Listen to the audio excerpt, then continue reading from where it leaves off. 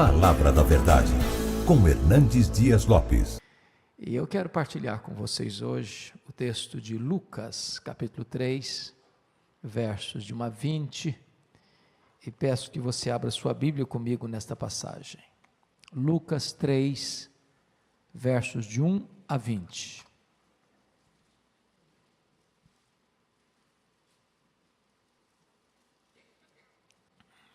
Após a leitura, mantenha a sua Bíblia aberta comigo para acompanhar a exposição.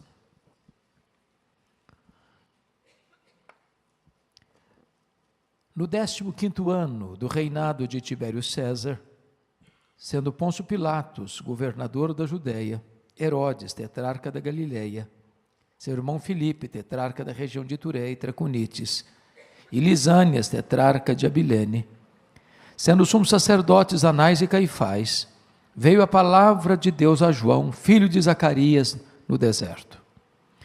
Ele percorreu toda a circunvizinhança do Jordão, pregando o batismo de arrependimento para a remissão de pecados, conforme está escrito no livro das palavras do profeta Isaías: voz do que clama no deserto, preparai o caminho do Senhor, endireitai as suas veredas. Todo vale será aterrado, e nivelados todos os montes e outeiros.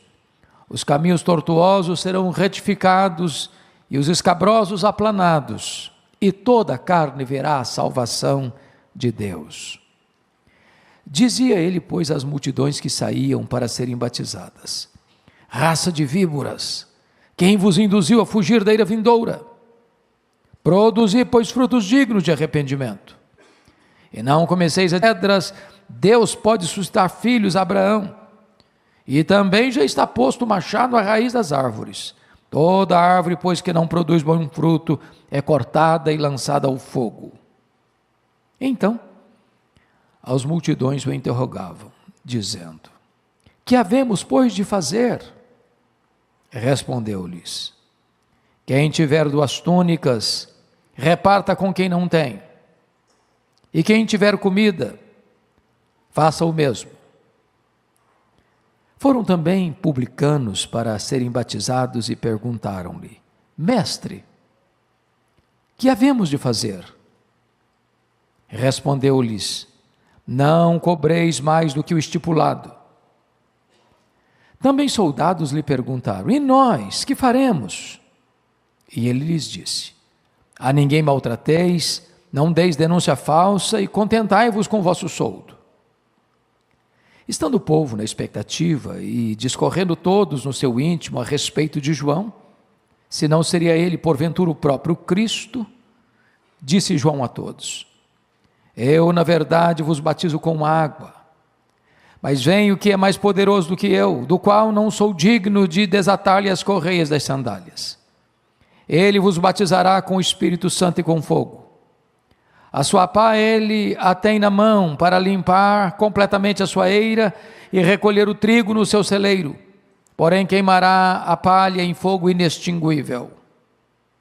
Assim, pois, com muitas outras exortações, anunciava o evangelho ao povo. Mas Herodes, o tetrarca, sendo repreendido por ele, por causa de Herodias, mulher de seu irmão, e por todas as maldades que o mesmo Herodes havia feito, acrescentou ainda, sobre todas, a de lançar João no cárcere. Eu quero pensar um pouco com vocês hoje sobre o tema: o poder transformador da palavra de Deus. Parece-nos que crise é o cardápio do dia. Só que crise não é uma coisa nova. Talvez no tempo de João Batista, ele vivia uma crise muito mais grave, muito mais profunda do que a que vivemos hoje.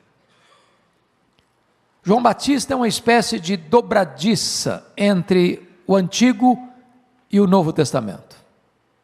Ele encerra o Antigo e abre as cortinas do Novo Testamento. Num tempo de grande crise, Deus o levanta. E quando parecia que o cenário era cinzento e carrancudo, E as situações eram tão adversas que não havia sequer uma nuvem no horizonte, preanunciando a chegada de chuvas benfazejas.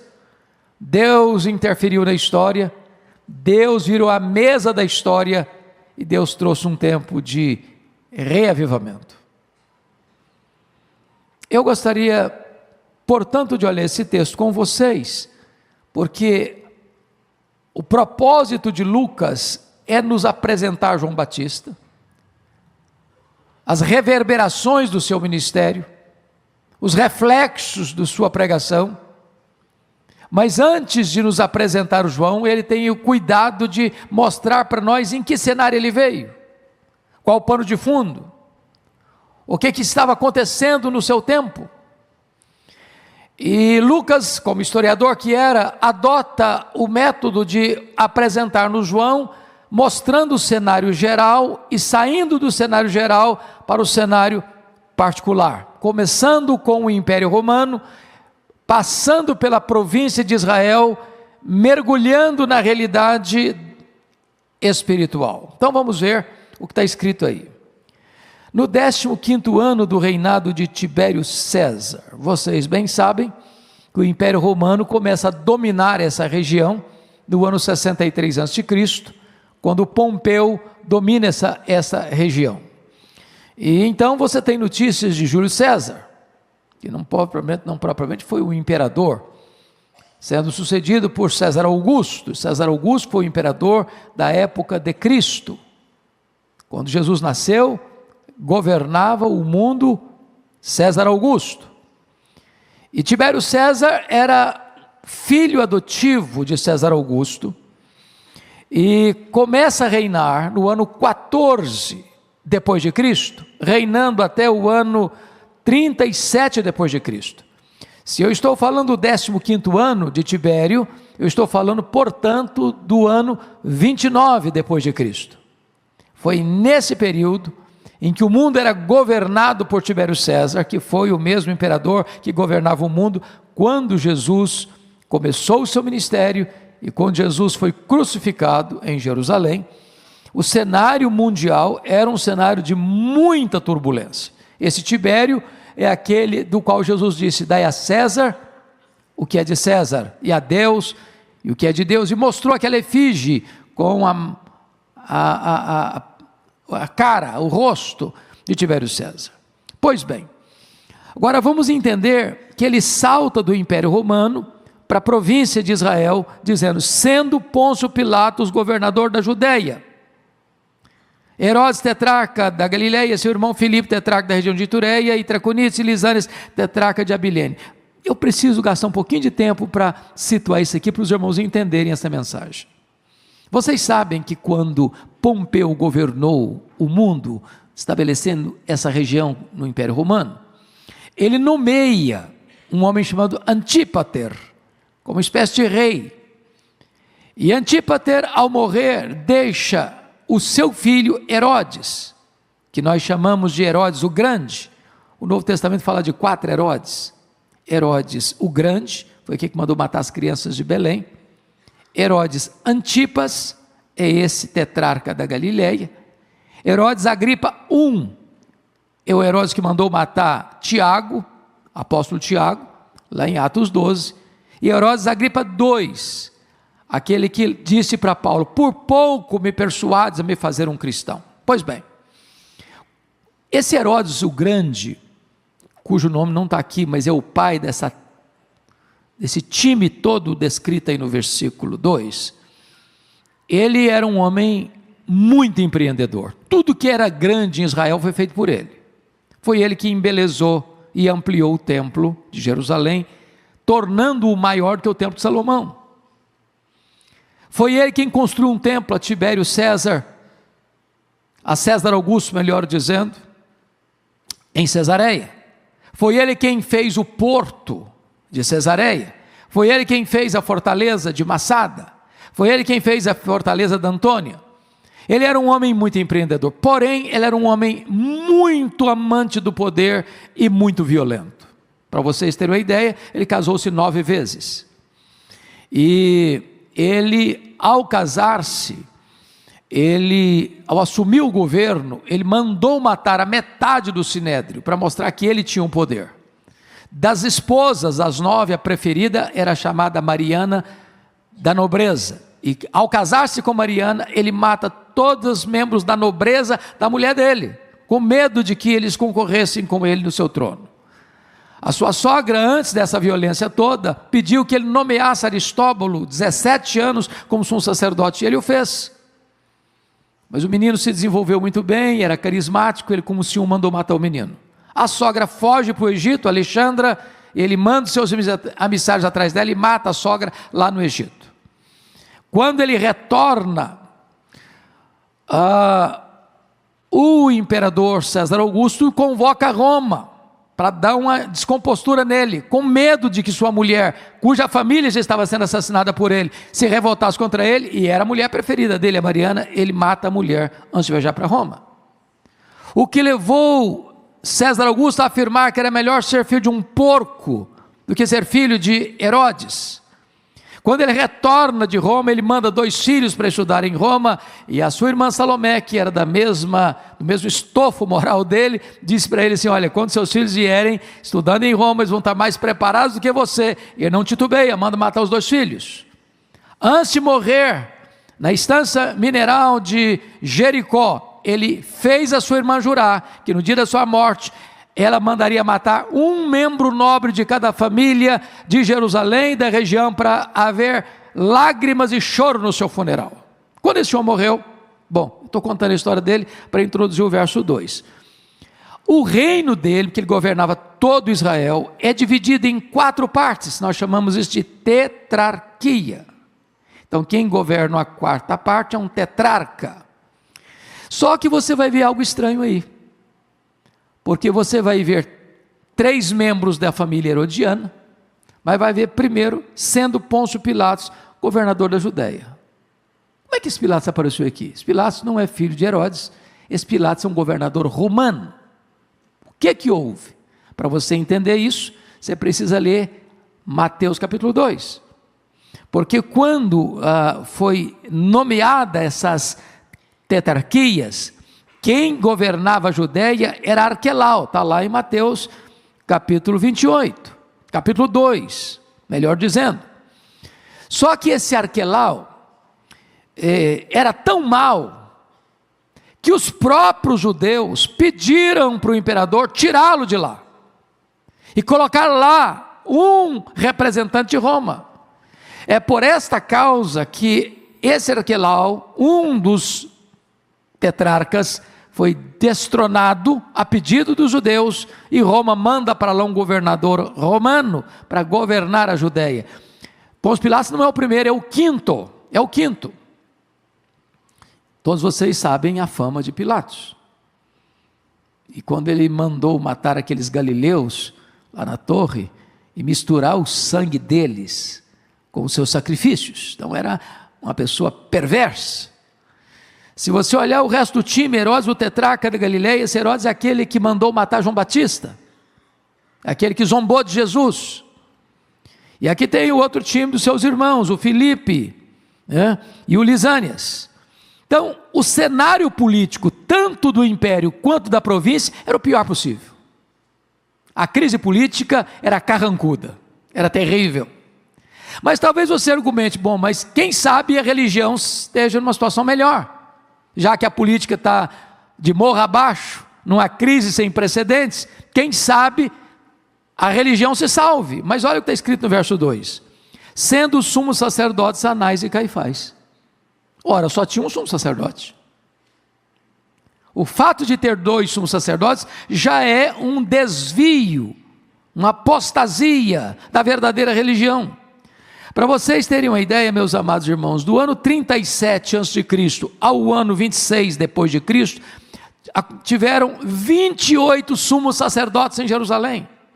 Em outras palavras, a religião se corrompeu, e essa posição máxima da religião judaica era comprada a peso de ouro. não tinha mais qualquer compromisso com Deus.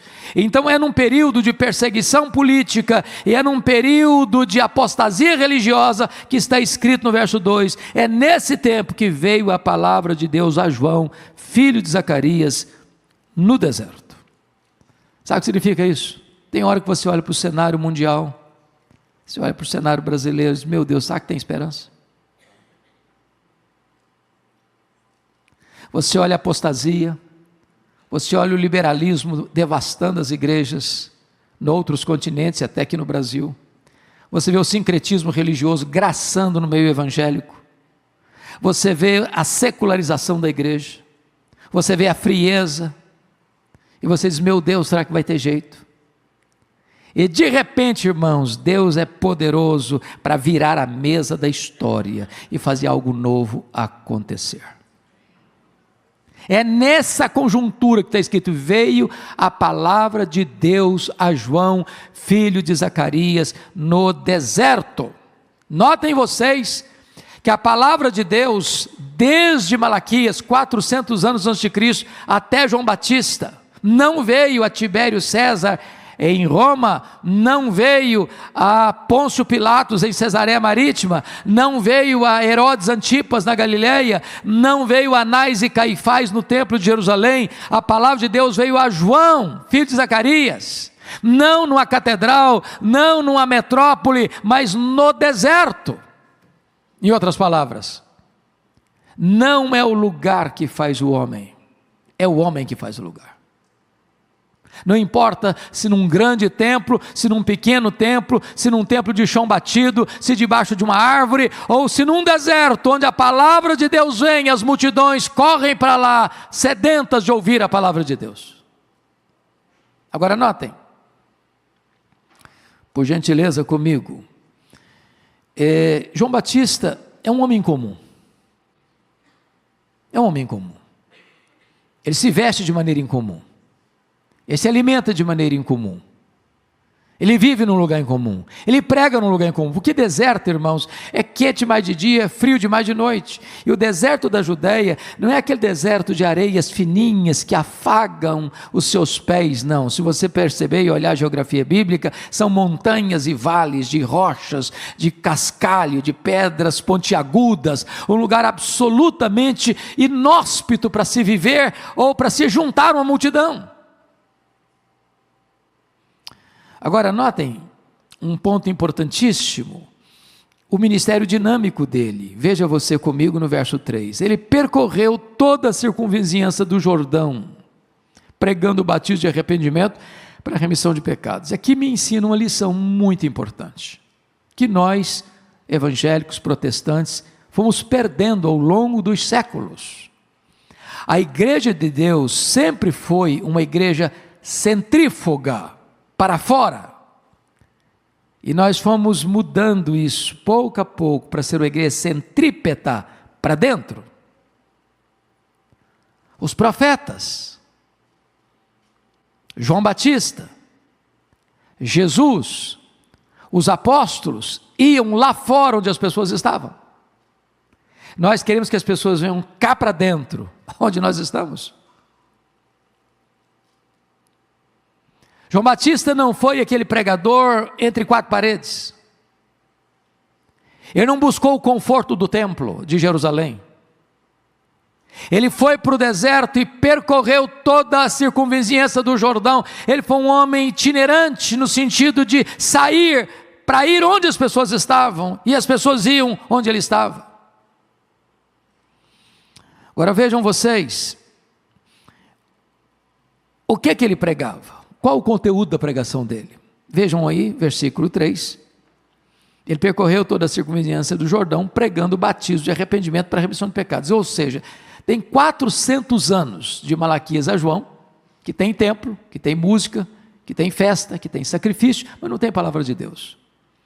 Depois de 400 anos, quando vem a palavra de Deus, esse João podia dizer, não, eu vou pregar uma mensagem mais palatável, mais suave, mais adequada, respeitando as susceptibilidades, numa linguagem nossa, uma mensagem politicamente correta, Mas ele já começa pregando sobre arrependimento, mostrando uma coisa: não tem remissão de pecados, não tem perdão de pecados onde não tem arrependimento. Arrependimento é a grande manchete do reino de Deus. É impossível que alguém entre no reino de Deus sem se arrepender. E ele mostra então que não há possibilidade das pessoas serem perdoadas a não ser que elas se arrependam, e a forma delas demonstrarem que estão arrependidas, e o selo desse arrependimento é que elas são batizadas. É uma espécie de um selo visível de uma graça invisível. Pois bem, você pode ainda perguntar: bom, mas de onde João Batista tirou essa mensagem? Ele inventou essa mensagem? Ele criou essa mensagem? Isso veio da cabeça dele? Ele é o autor dessa mensagem, ou a origem dessa mensagem? E a resposta é um sonoro não. Confira aí comigo. Pregando o batismo de arrependimento para a remissão de pecados, conforme está escrito no livro das palavras do profeta Isaías. Quando ele se levanta para pregar, ele não tira a mensagem dele mesmo, ele volta para a Escritura, ele se concentra na Escritura, ele volta a abrir a Escritura e ele expõe a Escritura. Isso é importante, porque o pregador não é a fonte da mensagem, ele é servo da mensagem. O pregador não cria mensagem, ele transmite a mensagem. A mensagem não é dele, é de Deus. Ele não cria mensagem, ele recebe a mensagem, ele transmite a mensagem. Em outras palavras, Deus não tem nenhum compromisso com a palavra do pregador, Deus tem compromisso com a sua palavra. A promessa de que não volta vazia não é a palavra do pregador, é a palavra de Deus. Veio a palavra de Deus a João, conforme está escrito no livro das palavras do profeta Isaías: vós o que clama no deserto, preparai o caminho do Senhor, endireitai as suas veredas. E aqui, irmãos, vamos entender o que ele está falando. Eu chamo isso aqui de João Batista, o engenheiro de trânsito do reino de Deus. Vocês sabem que aqui ele está usando uma figura muito comum naquela época, quando um rei ou um imperador, desde os tempos mais remotos, Império Egípcio, Assírio, Babilônico, Medo-Persa, Greco, Macedônio, Romano, ia numa província distante, longínqua, não tendo estradas próprias para as carruagens passar, o rei ou o imperador mandava os seus engenheiros na frente preparar a estrada, preparar o caminho. É claro que Lucas não está falando de estrada, de topografia, ele está falando de coração, de vida. E João Batista seria essa espécie de engenheiro de Deus, que viria preparar o caminho do Senhor, queria endireitar as veredas. E nessa revolução espiritual produzida por esta pregação de batismo de arrependimento e remissão de pecados, 4 coisas deviam acontecer. Primeiro, olha o que está escrito aí no versículo de número 4, aliás, versículo número 5, todo vale será aterrado. Primeira coisa, todo vale será aterrado. O que é um vale? Primeiro, vale é uma depressão, é um buraco. Segundo, o vale separa 2 montanhas. Então tudo aquilo que está talvez nas cavernas da alma, nas coisas mais sombrias e escuras do coração, talvez aquelas mágoas que separam pessoas e dividem pessoas, tudo isso precisa ser aterrado, para que Jesus se manifeste. E ele diz em segundo lugar, olha aí comigo, e nivelados todos os montes e outeiros. O que é um monte? O que é um outeiro? É uma elevação. Isso fala de incredulidade, isso fala de orgulho, de soberba, de altivez. Ou seja, o trator de Deus precisa passar em cima disso, e baixar esses montes, e nivelar esses montes, para que o Senhor se manifeste. Onde tem orgulho, onde tem soberba, onde tem vaidade, onde tem incredulidade, aí o Senhor não se manifesta. Terceiro, olha comigo o verso de número 5, a parte B. Os caminhos tortuosos serão retificados. O que é caminho torto? Fala de sinuosidade, fala de vida dupla, fala de hipocrisia, fala de dizer uma coisa e ser outra. tudo isso precisa ser endireitado para que Deus se manifeste. E ele conclui dizendo assim: e os escabrosos aplanados. A palavra escabroso traz a ideia de fora do lugar. O que está fora do lugar na sua vida? Sua vida pessoal, suas emoções, seu casamento, seus negócios, sua vida com Deus. O que está fora do lugar precisa ser realinhado e colocado no lugar para que Deus se manifeste. O resultado é, verso 6, e toda a carne verá a salvação de Deus. Quando Erle Stiggen, que experimentou um grande avivamento na missão Quasis-Abanto em 1966, esteve aqui no Brasil, e ele esteve aqui no Brasil no ano 1991, nós fomos ouvi-lo lá em Belo Horizonte, e perguntamos para ele: o que é que o senhor entende por avivamento? O que é avivamento para o senhor? Ele respondeu: avivamento é preparar o caminho do Senhor para que Ele se manifeste. Há obstáculos na nossa vida, há buracos, vales na nossa vida, há montes na nossa vida, há caminhos tortos na nossa vida, há caminhos fora do lugar na nossa vida. E é preciso que a pregação da palavra de Deus gere essas mudanças e essas profundas transformações para que o Senhor se manifeste na vida do seu povo. Mas, amados, eu gostaria que vocês pudessem acompanhar comigo agora a abrangência da pregação de João Batista. Confira aí o verso 7. Dizia ele, pois, às multidões, grife, multidões. Segundo, confira aí comigo o verso 12. E você pode olhar aí. Foram também publicanos. Eram funcionários da Receita Federal da época. Agora veja o versículo 14. Foram também soldados, servidores públicos. Por que eu estou dizendo isso aqui? Porque alguns missiólogos hoje, ou alguns estudiosos, especialistas na área de crescimento de igreja, que sugerem que a igreja deva se especializar num certo nicho da sociedade. Então nós queremos uma igreja, por exemplo, de classe média. Não, nós vamos plantar uma igreja num bairro de classe média alta. Não, nós vamos plantar uma igreja num bairro mais carente. Alguns chegam a dizer, vamos fazer opção pelos pobres. Quando eu olho a Bíblia, a opção de Deus é pelo homem, é pelo ser humano. Deus não vê o ser humano como nós vemos, pela sua conta bancária. Deus não vê o ser humano pela cor da sua pele.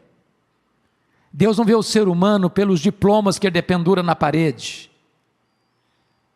Deus vê o ser humano, seja o mais rico ou o mais pobre, do mesmo jeito. A igreja de Deus, irmãos, é a única comunidade no mundo onde o homem mais rico se assenta do lado do homem mais pobre e não há diferença entre eles, são do mesmo jeito. Na igreja de Deus é o único lugar que você vai ver o maior empresário da cidade sendo diácono da igreja, carregando uma cadeira nas costas para um pedreiro sentar. Louvado seja Deus! Na igreja de Deus não se faz acepção de pessoas.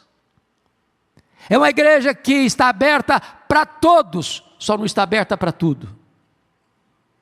Está aberta para todos, mas não está aberta para o pecado. Agora vejam vocês que a pregação de João Batista traz para nós 5 alertas soleníssimos que eu passo a destacar. Primeiro, o perigo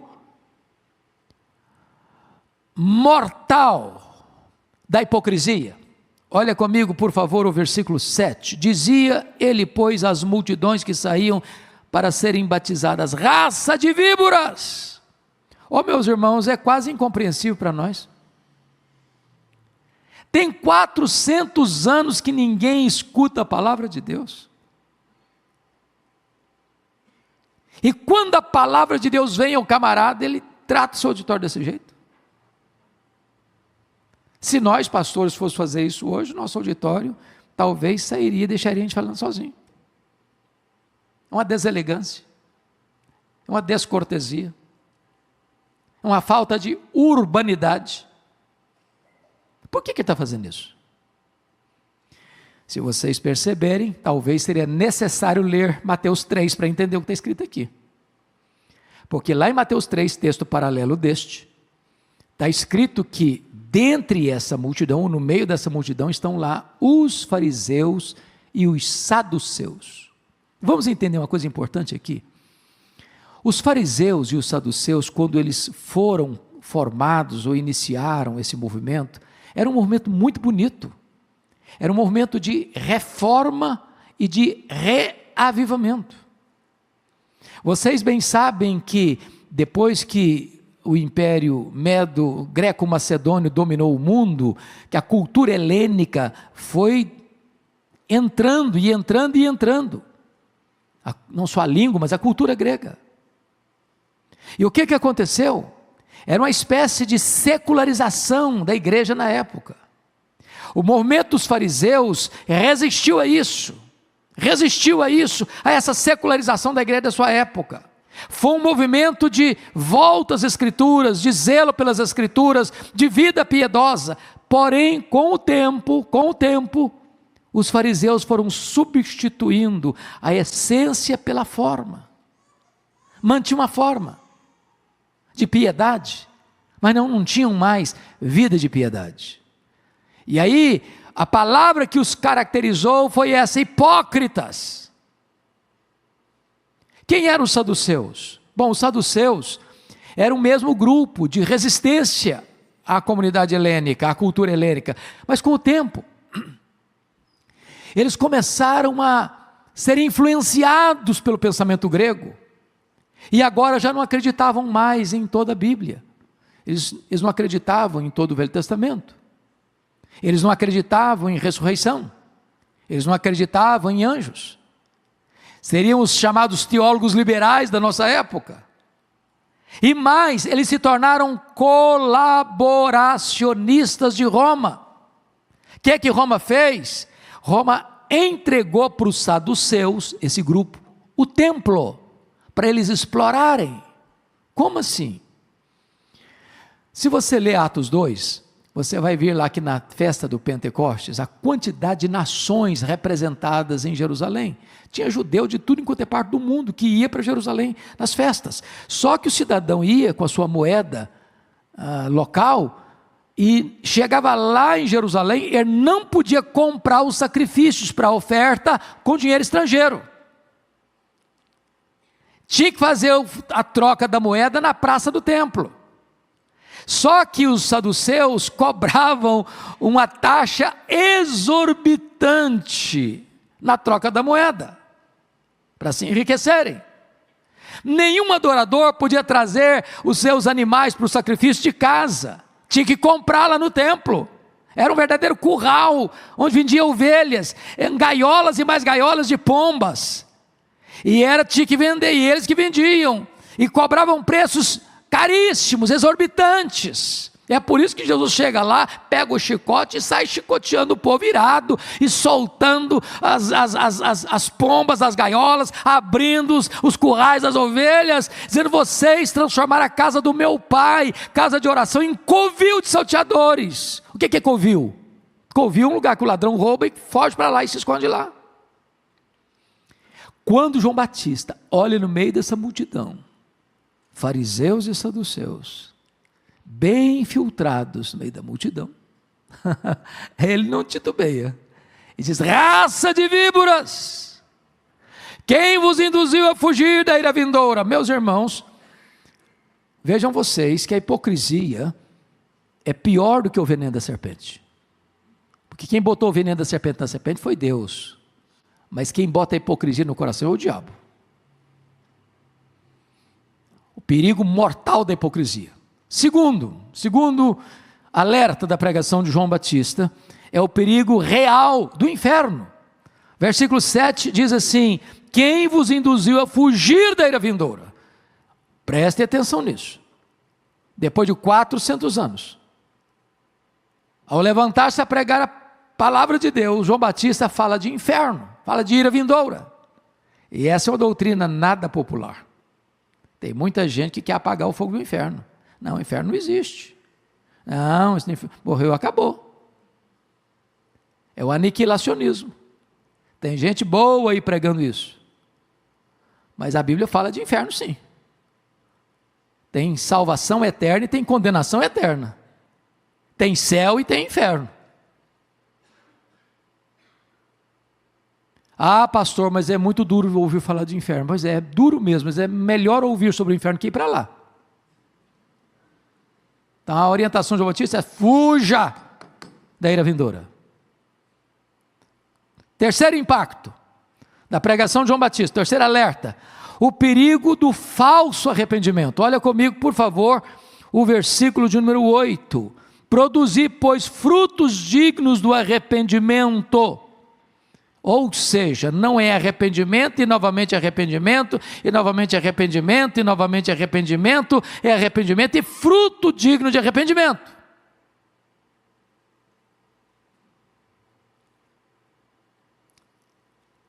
Quarta reação, ou melhor, quarta alerta da pregação de João Batista: o perigo da falsa confiança religiosa. Olha o verso 8 ainda. E não comeceis a dizer entre vós mesmos: temos por pai Abraão, porque eu vos afirmo que dessas pedras Deus pode suscitar filhos de Abraão. O que ele está dizendo aqui? Naquela época, como ainda hoje, você vê isso em Israel, as pessoas pensavam o seguinte: nós somos o povo de Israel, nós somos descendentes de Abraão, nós temos o sangue de Abraão correndo em nossas veias, portanto, nós estamos salvos. Pasmem vocês, tem crentes ainda hoje nas igrejas evangélicas que pensam isso, que toda pessoa que nasce em Israel é salva porque nasce em Israel. O verdadeiro israelita não é aquele que tem o sangue de Abraão correndo em suas veias. O verdadeiro israelita é aquele que tem a fé de Abraão habitando em seu coração. Você e eu, que somos crentes do Senhor Jesus, nós somos o Israel de Deus, nós somos os filhos de Abraão, os filhos da fé. Esses são os verdadeiros filhos de Abraão.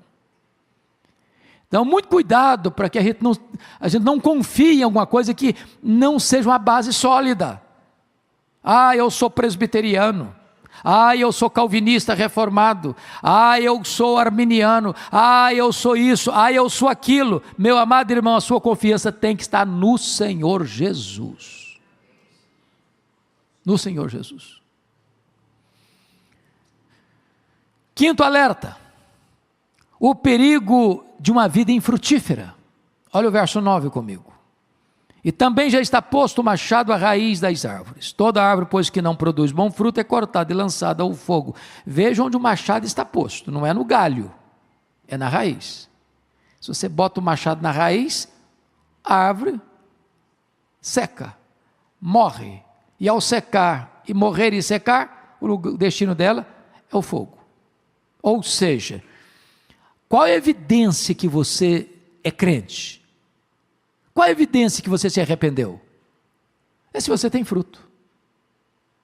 Uma árvore infrutífera está mostrando uma coisa: não tem salvação aí. Você conhece a árvore pelos frutos. Pois bem, dito isto, vamos ver agora qual foi a resposta deste povo, desse auditório dele, em relação à pregação. Porque toda pregação exige uma resposta. Por exemplo, vocês estão aqui hoje.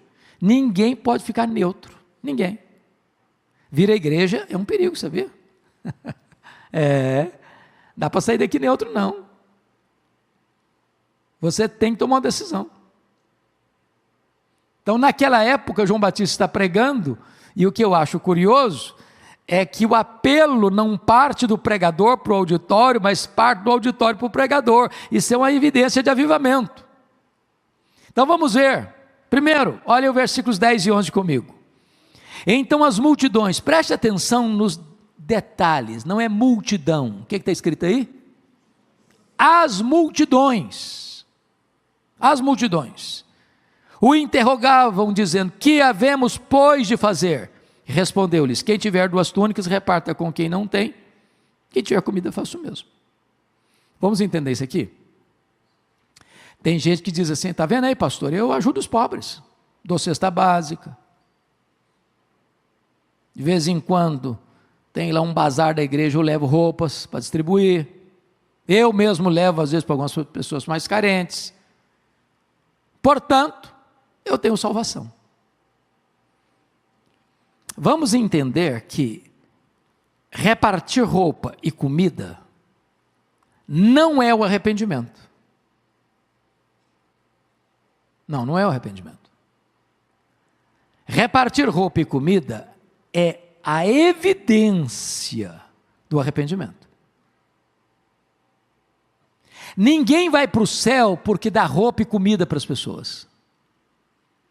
Agora, se você é crente e foi salvo pela graça, a evidência disso chama-se generosidade. Vejam vocês um fato muito curioso. A maioria de nós aqui, todos nós, com certeza, somos muito ricos em relação àquela geração. Naquela época, o cara que tinha 2 túnicas era o só fulano. A pessoa não tinha facilidade de comprar roupa igual nós temos hoje. Todos nós, se abrirmos o armário da nossa casa, nós temos mais roupa do que precisamos e estamos comprando mais ainda. E tem gente que na hora que é chamado para fazer um apelo, para distribuir, trazer para um bazar ou para distribuição, ainda tem a coragem de trazer uma roupa velha, às vezes até rasgada, um sapato furado. Para com isso. Para com isso. Não estou pedindo para você aliviar o seu guarda-roupa para ficar mais bem organizado, não. Estou pedindo para você trazer o melhor que você tem. Tem 2, dê uma. Quando tinha 2 túnicas, era o só fulano. A pessoa comprava uma túnica e ela usava até acabar. Quem tem comida, faça o mesmo. Em outras palavras, quer saber se uma pessoa é crente? Se ela é generosa. Irmãos, não combina crente, mão de vaca, pão duro, avarento, suvina. Essas palavras são conhecidas? São, né? Está claro ou preciso botar legenda? Não é que ser generoso é que vai levar você para o céu, não. Se você é crente, a evidência da sua verdadeira fé e arrependimento é que você é generoso. Que tem crente que parece ter uma jararaca no bolso, sabia? Mas vamos ver a segunda reação. Olha comigo os versos 12 e 13, olha aí. Foram também publicanos para serem batizados e perguntaram-lhe: mestre, que havemos de fazer? Respondeu-lhes: não cobreis mais do que o estipulado. Vamos entender isso aqui. Quem eram os publicanos? Ô, gente, a Receita Federal de Roma não era tão organizada quanto a nossa, que sabe tudo sobre a sua vida.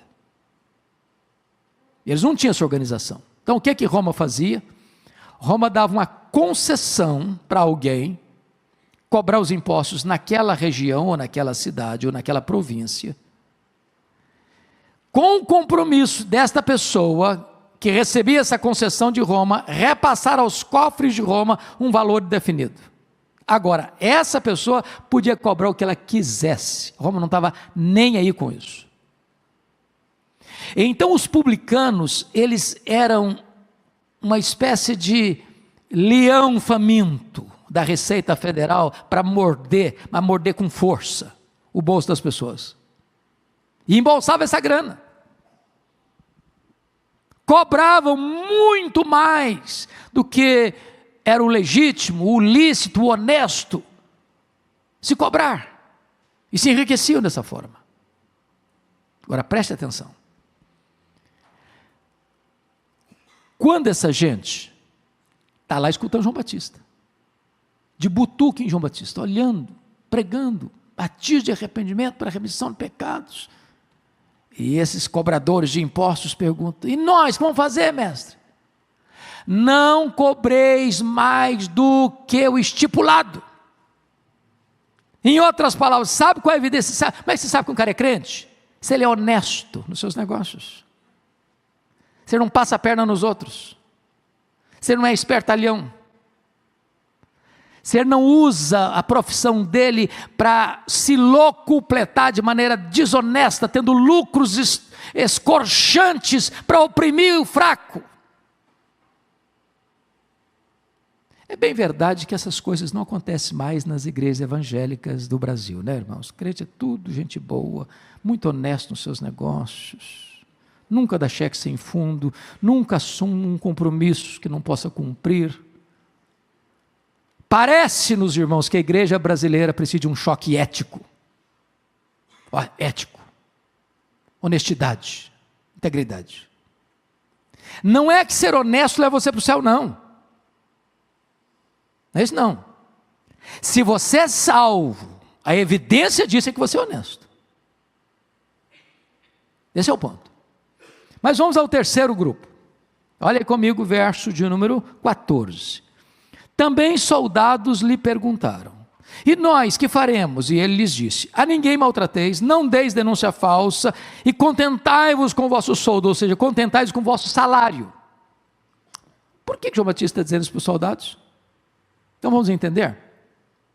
Primeiro, o risco de uma pessoa fardada se sentir no direito de exercer uma autoridade maior do que aquela que lhe foi confiada, e exorbitar na sua autoridade, a ponto de maltratar as pessoas. Não deis denúncia falsa. O que é isso aqui? Os soldados estavam mancomunados com os cobradores de impostos. Lembrem que Israel era uma província de um império. Então o que acontecia? Chegava lá o publicano na casa do senhor José, que tinha lá uma terrinha que plantava, ou uma lojinha que vendia as coisinhas dele. Dizia: o senhor José, o imposto do senhor é tanto. Ih, não posso. O senhor me perdoe, não consigo pagar isso tudo, não. Se eu pagar esse tanto de imposto que o senhor está me cobrando, minha lojinha fecha. Vou passar fome. O que eu colho não vai dar para pagar o imposto. Pois é, o imposto é tanto.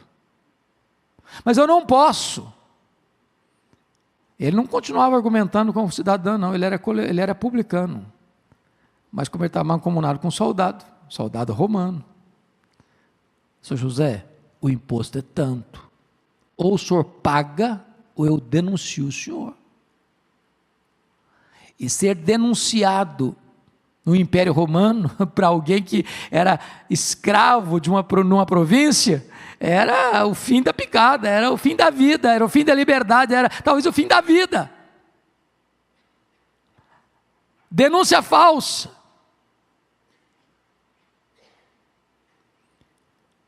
E mais: e contentai-vos com o vosso soldo, contentai-vos com o vosso salário. O que está acontecendo aqui? Quando um soldado se mancomunava com um cobrador de imposto para receber mais do que o senhor José podia pagar, parte dessa grana vinha para o bolso do soldado.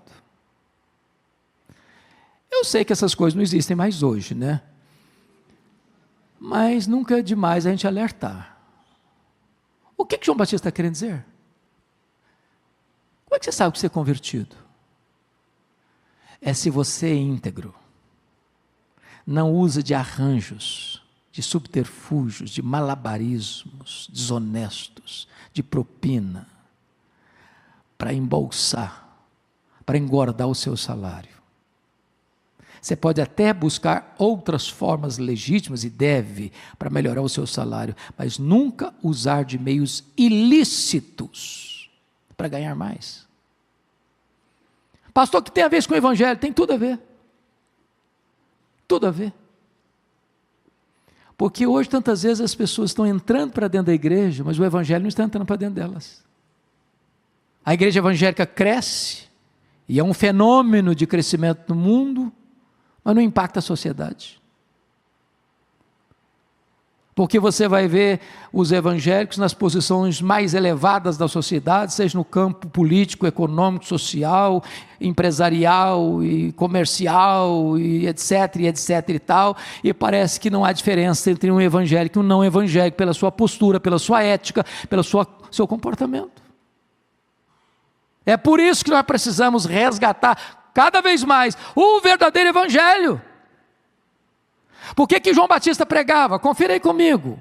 Olha o que ele pregava. Olha aí lá no versículo de número 18. Assim, pois, com muitas outras exortações, anunciava o evangelho ao povo. É o evangelho. O evangelho. Bom, mas deixa eu terminar. Vamos ver a postura do pregador agora. Primeiramente, a identidade do pregador, versos 15 e 16. Olha aí comigo. Estando o povo na expectativa e discorrendo, preste atenção na palavrinha seguinte. Discorrendo quem? Discorrendo todos no seu íntimo. Preste atenção, grife essa palavrinha todos, todos. Porque quem estava lá? As multidões. Então não foi a maioria, não foi uma parte, todos destas multidões começaram a cogitar se não seria ele, porventura, o próprio Cristo. Disse João a todos: eu na verdade batizo com água, mas o que vem depois, mas vem o que é mais poderoso do que eu, do qual não sou digno de desatar-lhe as correias das sandálias, e ele vos batizará com o Espírito Santo e com fogo. Vamos entender isso aqui, irmãos. Tem 400 anos que não se escuta a palavra de Deus. Aí vem João Batista. Ele não fez nenhum milagre, não consta a Bíblia que ele fez milagre. Não consta a Bíblia que ele era um cara simpático assim, de sorrir para todo mundo, abraçar todo mundo, e ser assim legal, relações públicas. Aliás, ele é um pouco agressivo, raça de víboras.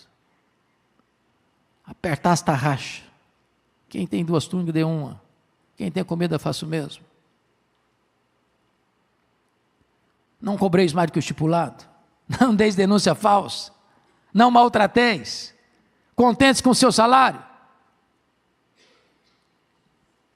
E diante desta pregação tão corajosa, multidões e multidões estão vindo, deixando as cidades, deixando o templo, deixando as sinagogas, indo para o deserto. De repente toda a multidão começa a cogitar: será que esse cara não é o próprio Cristo? Será que ele não é o próprio Cristo? Será que ele não é o próprio Cristo? E todo mundo está falando a mesma linguagem, todo mundo está cogitando a mesma coisa, todo mundo está fazendo a mesma pergunta, e esta pergunta chega a beijar os ouvidos de João Batista com aquela voz bem aveludada do sibilo da serpente. Jogaram uma isca para ele, isca venenosa, mas ele não engoliu a isca não. Ele foi categórico, disse: não, eu não sou o Messias, eu vim preparar o caminho do Messias. Eu não sou o verbo, eu sou apenas uma voz que clama no deserto. Eu não sou a luz, eu vim para testificar da luz, a saber, a verdadeira luz que vinda ao mundo ilumina todo homem. Eu não sou o cordeiro, eu aponto para Jesus e digo: eis o cordeiro de Deus que tira o pecado do mundo. Eu não sou o noivo, eu sou apenas o amigo do noivo. Eu batizo com água, mas aquele que vem depois de mim é mais poderoso que eu, e ele vos batizará com o Espírito Santo e com fogo. Ele sabe qual é o seu papel. Ele apresenta Jesus e sai de cena. Sai de cena. Porque quando os discípulos dele viram as pessoas seguindo a Jesus, todo mundo ia atrás de Jesus, porque ele apresentou Jesus, chega um discípulo e fala: João, não está vendo não vamos ficar sozinho, ele vai levar todo mundo, ele vai todo mundo para a igreja dele, não vamos ficar sozinho aqui. Convém que ele cresça e que eu diminua.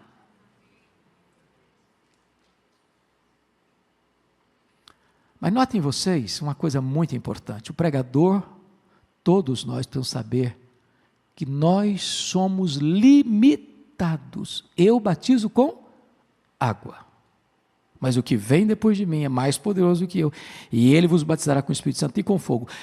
Eu, os pastores desta igreja, você, todos nós podemos pregar aos ouvidos, mas nós não podemos pregar ao coração. Só o Espírito Santo para fazer isso. Só o Senhor para fazer isso. Os pastores podem chegar aqui, o conselho da igreja pode receber um membro para exame, para pública profissão de fé e batismo, examinar essa pessoa, conversar com essa pessoa, ouvir a experiência dessa pessoa, analisar a vida dessa pessoa e receber essa pessoa por batismo, e ela não é convertida. Porque a Bíblia diz que só o Senhor conhece os que lhe pertencem. Os pastores só podem ministrar a água do batismo, seja batismo por aspersão, por efusão, por imersão, não interessa. O pastor só pode ministrar o símbolo, mas Jesus realiza aquilo que é o simbolizado. Ele entra lá e transforma o coração.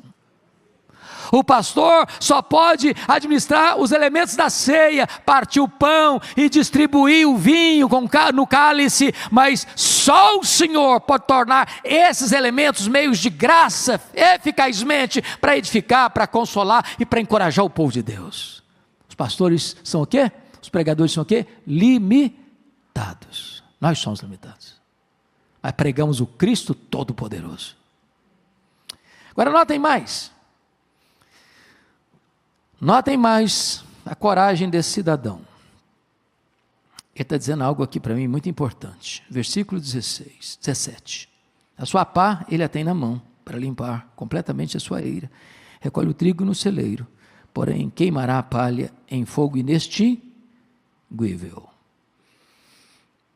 Sabe o que significa isso?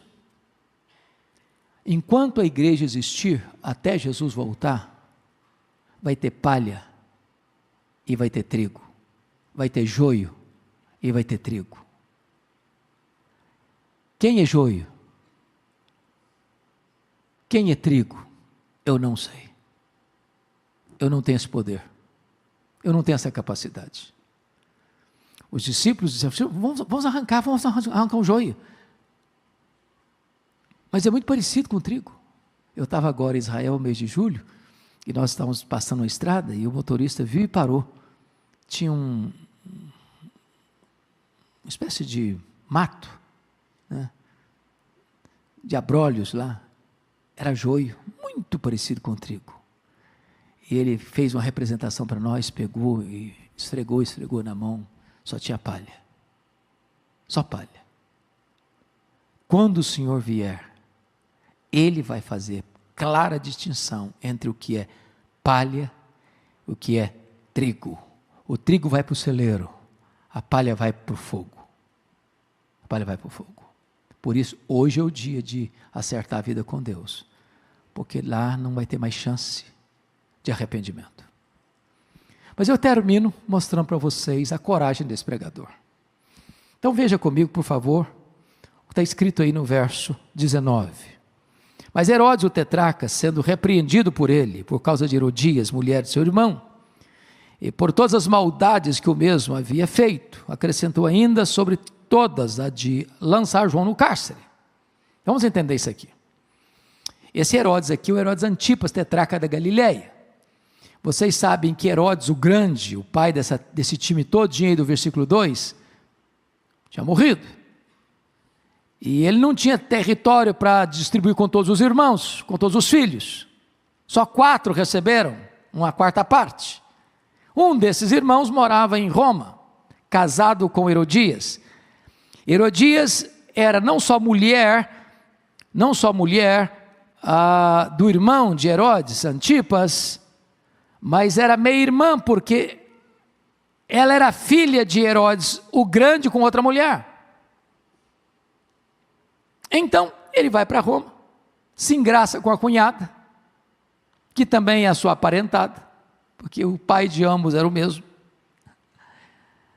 E ela diz assim para ele, eu vou com você, eu vou largar do seu irmão, vou morar com você. Só que Herodes Antipas era casado com a filha do rei Aretas.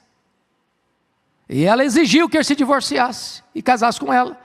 E ele se divorciou da filha do rei Aretas, se casou com Herodias, que era sua cunhada, era sua meia-irmã.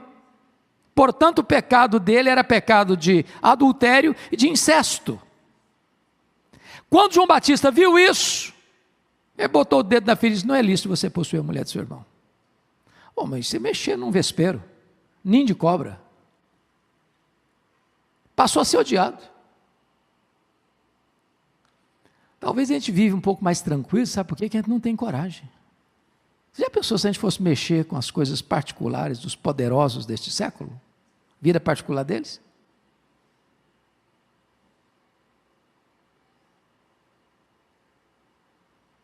Prenderam João Batista. Prenderam aonde? na prisão de Maquerós. Onde fica Maquerós? Do lado do Mar Morto, irmãos, a temperatura de 50 graus, é insuportável o calor. E diz a Bíblia que João Batista é o maior homem dentre os nascidos de mulher, segundo Jesus. Está preso. Prefere viver numa masmorra e ter a consciência livre do que estar livre e ter a consciência presa.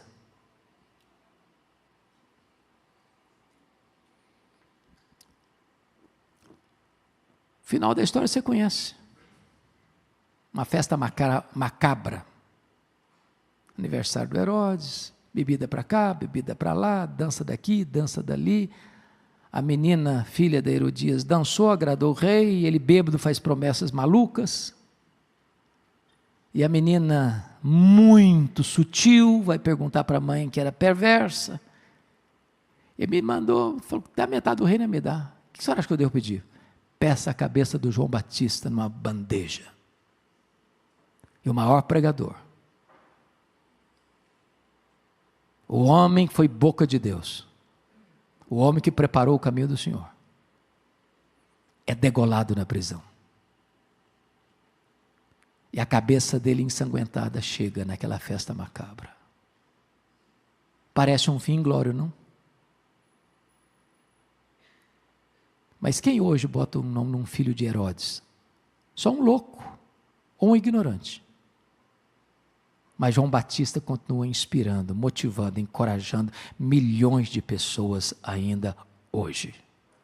Sabem por quê? Porque não importa como o homem morre, importa como ele ressuscitará. Sabem por quê? O céu indenizará qualquer sofrimento suportado na terra. Que Deus os abençoe. Amém.